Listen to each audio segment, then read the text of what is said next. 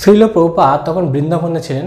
সেই সময় বৃন্দাবন মহোৎসব বলে একটা অনুষ্ঠান শ্রীল প্রভুপাদ অর্গানাইজ করতেন। তো সেই উপলক্ষে শ্রীল প্রভুপাদ বৃন্দাবনে ছিলেন এবং বৃন্দাবনে থাকাকালীনই শ্রীল প্রভুপাদ জানতে পারলেন যে বোম্বেতে যে মন্দির তৈরির পরিকল্পনা চলছে, আমরা জানি যে বোম্বের জুহু মন্দির, তো সেই মন্দিরটা তখন শুরু হয়নি। তখন প্রভুপাদ চেষ্টা চালাচ্ছেন যে বোম্বেতে কিছু ল্যান্ড পাওয়া যায় এবং সেখানে তার জন্য যে প্রশাসনিক পারমিশন নিতে হয়।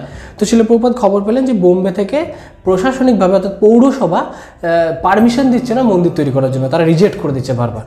তো প্রভুপাদ এটা নিয়ে খুব চিন্তিত হলেন, কারণ প্রভুপাদের খুব ইচ্ছা ছিল যে বোম্বেতে যদি একটা মন্দির তৈরি করা যায়। তো প্রভুপাদের সামনে অনেক শিষ্য বসেছিলেন, তো ওনাদেরকে জিজ্ঞেস করলেন। সে সময় ভাগবত প্রভু ছিলেন, বলবন্ত প্রভু ছিলেন, অনেক প্রভু শিষ্যরা শ্রীল প্রভুপাদের সামনে বসেছিলেন। তো প্রভুপাদ সবাইকে জিজ্ঞেস করলেন যে তোমাদের কি মতামত, এই প্রসঙ্গে এখন আমাদের কি করা উচিত, নেক্সট স্টেপ কি নেওয়া উচিত। তো বলবন্ত প্রভু বলে একজন ছিলেন, তো উনি বললেন প্রভুপাদ আমার মনে হয় আমাদের আইন অমান্য আন্দোলন করা উচিত, যেভাবে চৈতন্য মহাপ্রভু করেছিলেন। আমরা জানি চৈতন্য মহাপ্রভু যখন চাঁদ কাজীর বিরুদ্ধে আইন অমান্য আন্দোলন করেছিলেন, তো চৈতন্য মহাপ্রভুর পদাঙ্ক অনুসরণ করে আমাদেরকেও আইন অমান্য, যে আইন ওরা দিচ্ছে যে না মন্দির তৈরি করা যাবে না, আমাদের তার বিরুদ্ধে আন্দোলন করা উচিত। প্রভুপাদ বললেন বাহ, আইডিয়াটা তো খুব ভালো। তো প্রভুপাদ খুব প্রশংসা করলেন। প্রভুপাদ বললেন ঠিক আছে, তুমি তৎক্ষণাৎ যাও।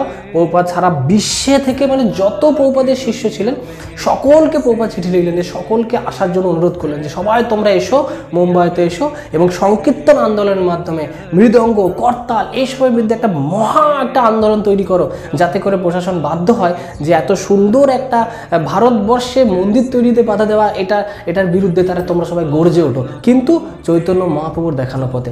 তো এই মতো করে বিশ্ব থেকে প্রত্যেক ভক্তরা চলে এলো, যত কাতারে কাতারে ভক্তরা চলে এলো বোম্বেতে, এবং তারা নগরের মাধ্যমে নগর সংকীর্তন, মৃদঙ্গ করতাল এইসবের মাধ্যমে একটা পুরো একদম শহরটাকে একদম কম্পন সৃষ্টি করে দিল।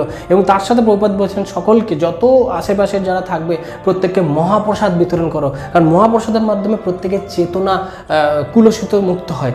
এর ফলে প্রত্যেকেই যাতে, প্রত্যেক জনগণ ওখানে যারা রয়েছে, যারা পাবলিক রয়েছে, তারাও যাতে এই বিষয়টা ফুটে ওঠে, এই বিষয়টা বোধগম্যতা স্তরে আসতে পারে যে কৃষ্ণ ভাবনাময় আন্দোলন আমাদের জন্য কতটা দরকার।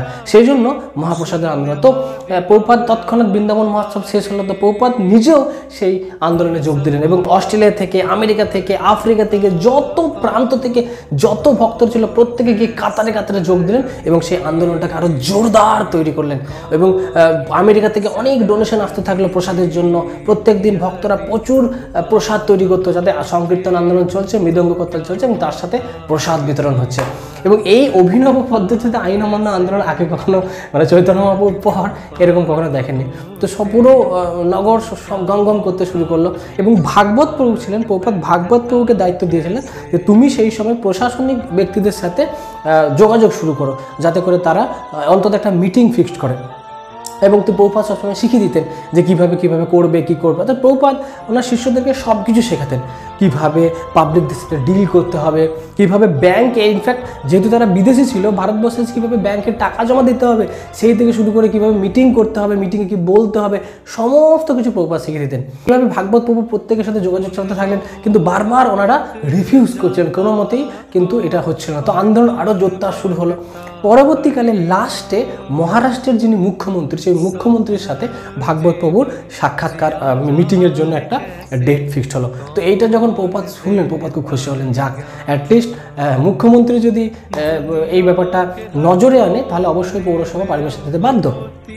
তো তখন প্রভুপাদ থেকে শেখালেন যে কীভাবে করতে হবে, কীভাবে মিটিং করতে হবে, সমস্ত কিছু কীভাবে আমাদের আন্দোলন এটা যে কতটা গুরুত্বপূর্ণ সেই বিষয়টা ফুটিয়ে তুলতে হবে মুখ্যমন্ত্রীর কাছে। তো এইভাবে প্রভুপাদ সমস্ত কিছু শেখাতেন এবং আলটিমেটলি আমরা প্রভুপাদ পারমিশন পেয়েছিলেন।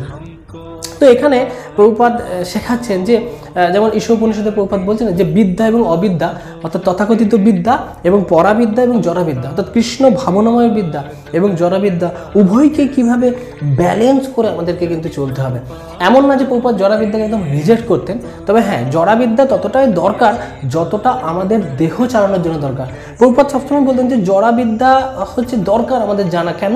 কারণ জড়জগৎ কিভাবে আমাদেরকে চড়থাপ্পড় মারছে এবং সেইটাকে জানার জন্য, যাতে করে আমরা আরও উৎসুক হই ভাগবত ধাম যাওয়ার জন্য, সেই ততটুকু জড়বিদ্যা আমাদের প্রয়োজন। সেই জন্য শিলা প্রভুপাদ পরা এবং জড়া উভয় বিদ্যাকে যুগপৎ নিয়ে যাওয়ার শিক্ষা দিতেন।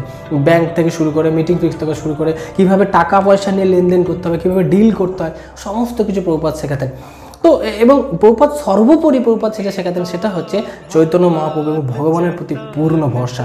বিপদ কত প্রভুপাদ, আমরা হয়তো জানি প্রত্যেকে যে প্রভুপাদ কত প্রবলেম, আমরা ভক্তি জীবনে একটু যখন কোনো প্রবলেম হয় আমরা এটা নিয়ে শিকায়ত করতে শুরু করি না, যে বাড়িতে এই প্রবলেম, এখানে এই প্রবলেম, এখানে এই প্রবলেম। অর্থাৎ ভক্তি জীবন যদি কাউকে জিজ্ঞেস করা হয় ভক্তি জীবন কেমন চলছে, প্রথমেই লিস্ট বেরিয়ে যায় প্রবলেম, হ্যাঁ এই প্রবলেম, ওই প্রবলেম, প্রবলেম প্রবলেম প্রবলেম। তাহলে প্রভুপাদ কতটা প্রবলেম পড়েছিলেন, কিন্তু প্রভুপাদ কি এই প্রবলেমগুলোর অজুহাত দিয়ে তিনি কি, ওনার কাছে অপশন ছিল? এমন কিছু ছিল না। কিন্তু প্রভুপাদ কখনো প্রবলেম দেখেনি। প্রভুপাদ দেখেছেন যে কৃষ্ণের প্রতি বিশ্বাস এবং চেষ্টা, সর্বোপরি কৃষ্ণের উপর বিশ্বাস। ঈশাবাস্যম ইদং সর্বম, সমস্ত কিছু কৃষ্ণের দ্বারা নিয়ন্ত্রিত। তাই কৃষ্ণ ভাবনাময় পদ্ধতিতে তিনি সমস্ত কিছু সমাধান করতেন, সেটা জড়জাগতিক হোক আধ্যাত্মিক হোক। তাই আমাদেরও এই বিষয়টা শেখা উচিত। এবং শিল প্রভুপাদ বলতেন যে আমি যেভাবে তোমাদেরকে শেখাচ্ছি সেটাকেই ফলো করো, এবং আমার শিক্ষা আমি আমার গ্রন্থের মাধ্যমে দিয়েছি। তাই আমাদের উচিত শিল প্রভুপাদের গ্রন্থাবলীকে অবজার্ভ করে, ওনার লেকচারের মাধ্যমে হিয়ারিং করে শিল প্রভুপাদের এই আন্দোলনকে, এই কষ্টের আন্দোলনকে আরও পজিটিভলি এগিয়ে নিয়ে যাওয়া। জগৎগুরু শিল প্রভুপাদ কি জয়। হরে কৃষ্ণ।